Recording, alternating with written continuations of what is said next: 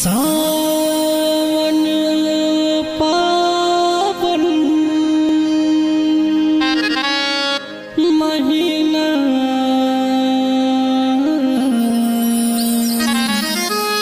भोले बाबा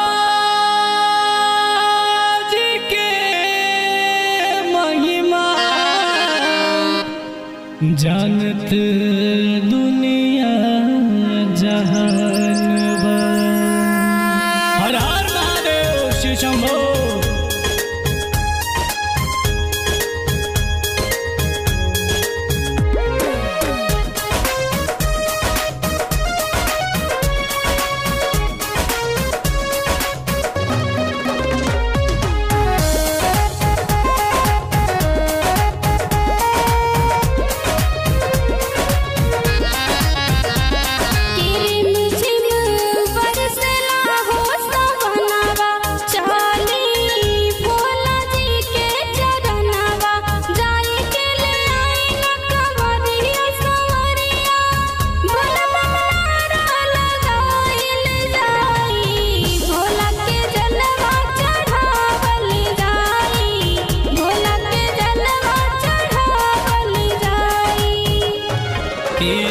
सो शिव के दर्शन कराए बुरनिया तोहके जल चढ़ावाए जाता नीले आवे बजरिया कवरिया गेरुआ सड़िया लिया हो शिव के दर्शन कराए बुरनिया तोहके जल चढ़ावाए बुरनिया।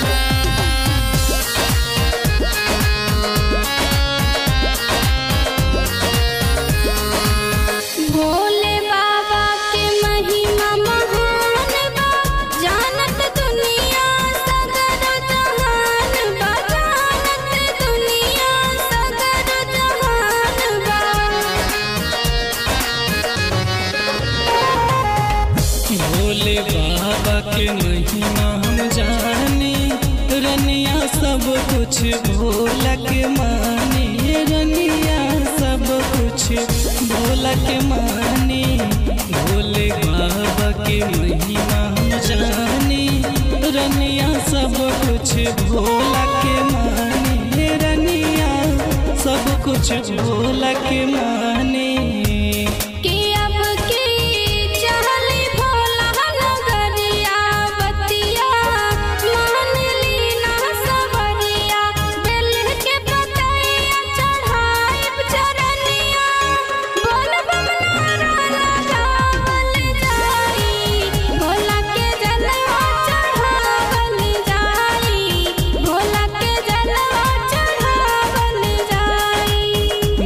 के दर्शन कराए बुरनिया तुमके जल चढ़ावाए बुरनिया।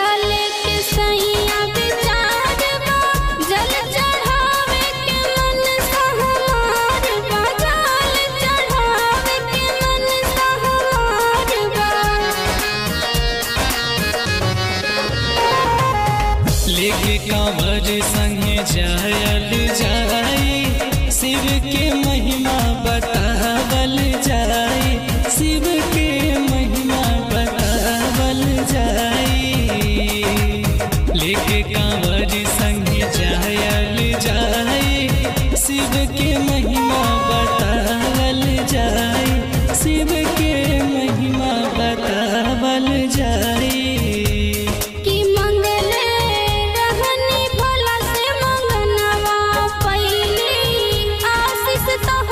सजा